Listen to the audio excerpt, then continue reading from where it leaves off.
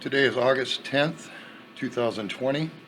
My name is Ned Comfer. I'm a tech here at Wilmington Instrument Company. Today I'm going to be calibrating a customer-owned Fluke 787 multimeter processor. I'm going to be using our standard 502, which is a Fluke 5520A. Its due date is 5/11/21. I have my test procedure printed out here. It's test procedure WIC 1366. This will give me all I need to properly calibrate this instrument. I here have my printed out test sheets with all my test values and tolerances, high and low. We'll first be starting off with a DC volts input. After I check the unit, make sure it's functionally working, I've changed the batteries. It's a 9-volt battery that was changed. I'm just going to turn it on and make sure the selector switch works, all of its proper functions. Make sure I have a proper display. No missing lines, no missing pixels. This unit measures voltage, resistance, and current, as well as sourcing a milliamp current out.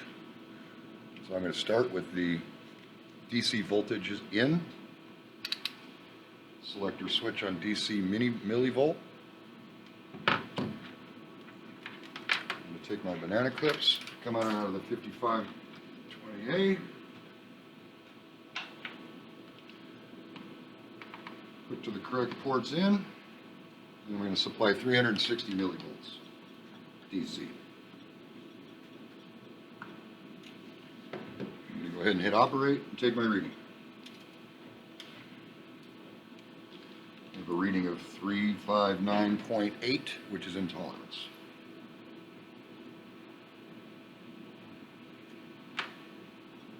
Hit standby. Now I'm going to move to DC voltage. My selector switch to DC volts. I'm going to supply 3.6 volts DC. 3.6 volts.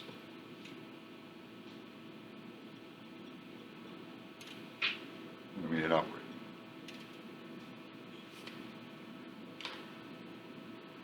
Take my reading of 3.99, which is in tolerance. I'm going to now change it to 5 volts. 5 volts DC. Take my reading. 5.00. Going to 12 volts DC. Taking my readings. 20 volts. 1999. I'm going to do a negative DC voltage of minus 20 volts. Minus 20 volts. Minus 19.99, 28 volts, 2799, 36 volts,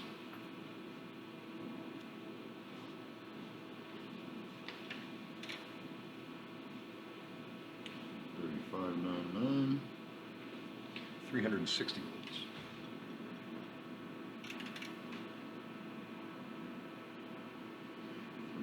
9.9. Last test point of 900 volts DC. Reading 900. Standby. Leaving banana clips in the same ports, I'm going to move this down to AC voltage. See that I've got a setting right. The first test point is 360 millivolts at 45 hertz.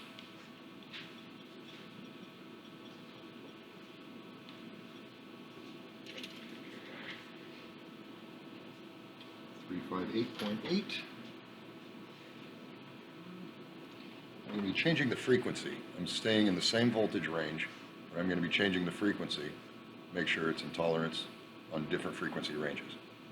I'll be going from 45 hertz to 60 hertz, checking it there.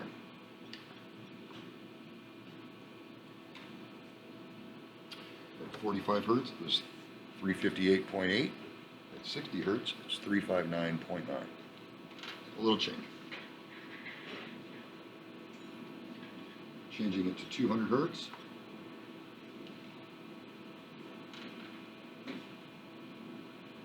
$359.8. And the last change in frequency on this, I take it to 500 hertz.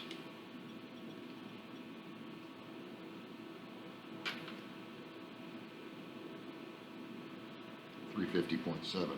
Well within tolerance, but a different reading than the rest of the frequencies.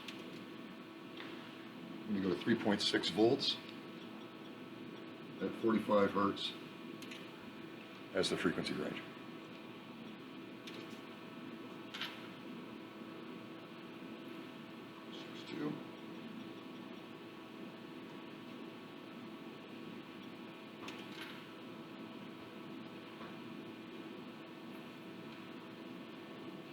Going to 200 hertz at 3.6 volts. Operate.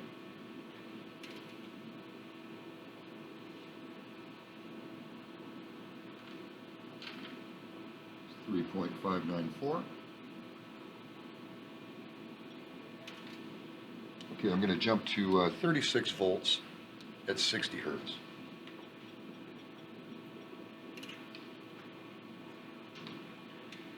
I have more frequency ranges to conserve time and video space, and to just hit a few points within those ranges.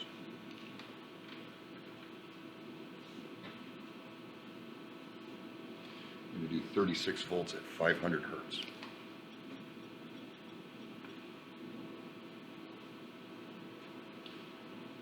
$34.70, well within the range. I'm going to jump up to 900 volts at 45 hertz. 900 volts, 45 hertz. Operate.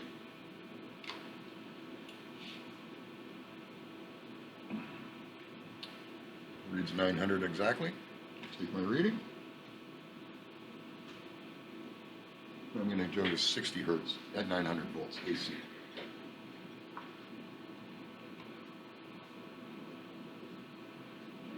$901. My last point in the AC voltage, I'm going to do 900 volts at 500 hertz.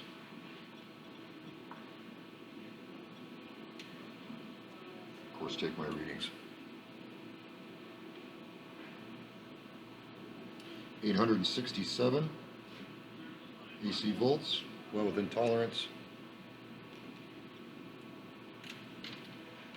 Now I'm going to jump to milliamps. This is going to be set to input milliamps as a DC and AC, switchable by this blue button here. It will change it from AC to DC. My test sheet is asking for milliamps DC, so that's what I'm going to do. Reset my calibrator. Move my test leads over to the milliamp output port. And I'm going to supply 4 milliamps DC to my unit under test.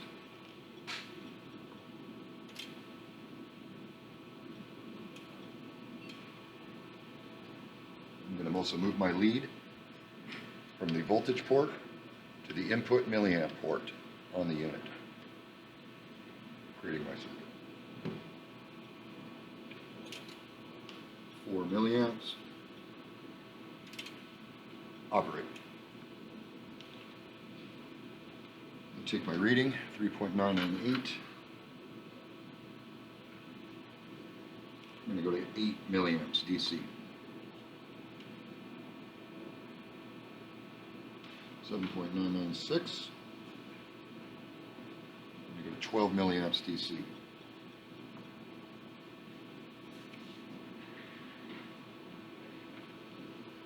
11.994, 16 milliamps DC.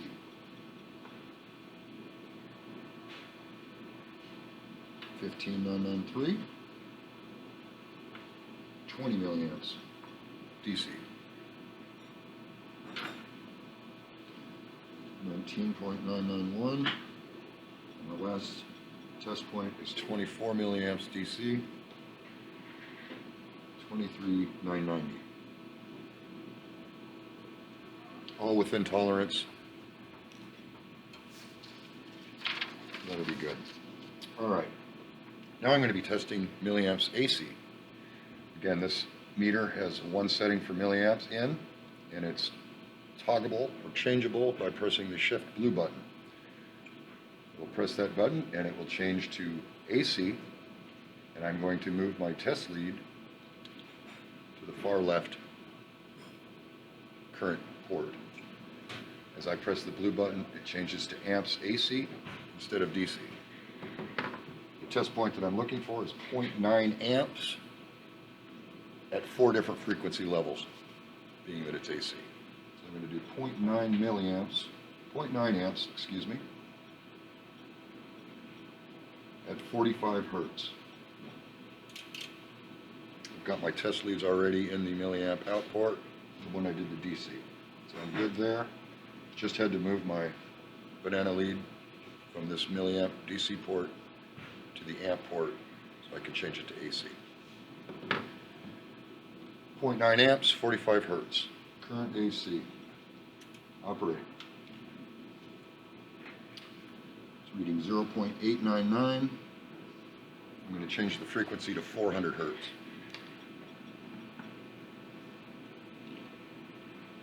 It's reading 0.905. Both within tolerance. I'm going to be changing it to 1 kilohertz for the frequency. Taking my reading.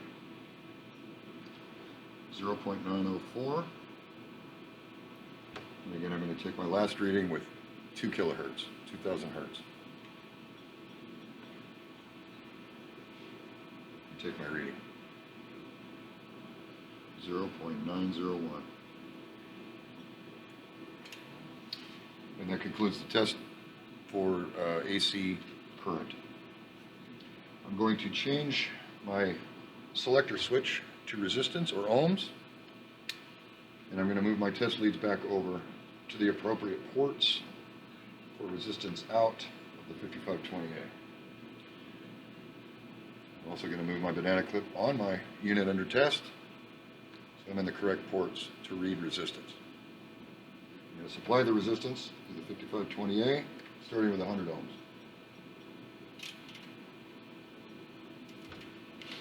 Take my reading.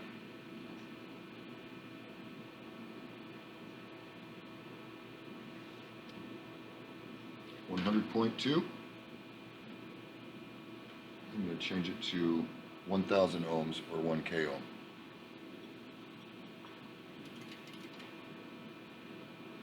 Making sure my resolution is correct as it auto selects the range. That is working fine. Something I've watched throughout. Now I am doing 10 kilo ohms. It's 10.00. Trying to make sure I have a k ohm on my display on my unit, which I do here. You can see k ohms.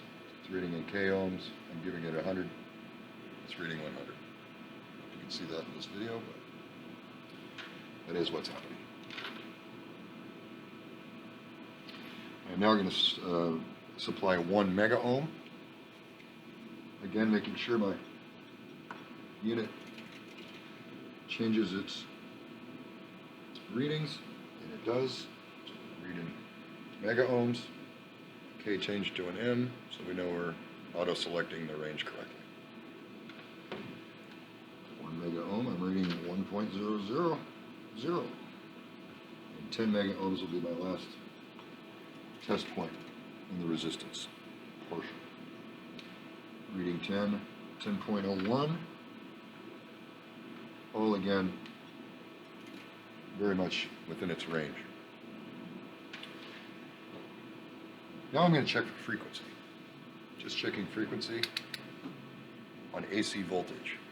With this particular meter, it has a hertz or frequency button that will take the voltage away and just read the frequency. So by pressing that, it now reads hertz instead of voltage. So I'm going to give it a 5-volt trigger, and I'm going to supply 100 hertz and take the reading on the frequency reading. 5 volts, 100 hertz. I'm reading just the hertz, and I'm reading 100.00. Jump to 500 hertz, staying on the 5-volt trigger. 500 even, 0.0, we have 1 kilohertz. It's reading 1000.0 hertz. Go to 5 kilohertz. My display changes, adding the K. Auto ranging is working correctly. 10 kilohertz. 10.000.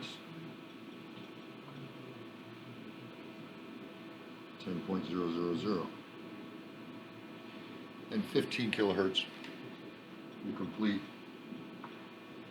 the test function for this frequency. Reading 15.000. I stand by and reset my calibrator, bring it back to 0 total value. And this particular Fluke 787 has the ability to source milliamps. So to do this, I'm going to move over to our Agilent digital multimeter. This is our standard 164. Its expiration date is 6/5/21, and I'm going to set this up to read DC milliamps coming out of this Fluke 787. What I want to do is I want to change my selector switch to output milliamps, and I want to move my banana clips to the appropriate ports to come out of. So the output source is over here for the negative, for the positive. I'm going to hook it to my input ports on my so 3458A Agilent digital multimeter. Okay, I'm going to select DC current or milliamps, and I'm going to read the output on 4 or 5, I believe it's 5 different levels on the calibrator. So I am now sourcing 4 milliamps. I don't know if you can see that very good, but 4 milliamps, and I'm reading it here on our meter. And I need to go to the 3rd digit of resolution. So this is going to be reading 3.999. Take my reading. And this unit has a step button that will take you through. You can scroll through gradually, 1 milliamp at a time, or you can hit the step button and it'll take it up by a total of 4 milliamps on each step. I'm now reading this 8 milliamps, and I'm reading 7.998. 7.998, which is within tolerance of the manufacturer's spec. Hit step again and go to 12 milliamps. Let it settle. Take my reading off of this Agilent, and I'm reading it's 11.997. 11.997. Step one more time. Take us to 16 milliamps DC. Reading my milliamps DC. I see that it's 15.996. And I'm going to hit step one more time. This will take me to 20 milliamps. And it is reading 19.995. 19.995. That's the highest amount of DC current that this puts out. So that completes my test. I am going to unplug, turn my unit off, record my data, and that will complete the calibration of a Fluke 787. Have a good day.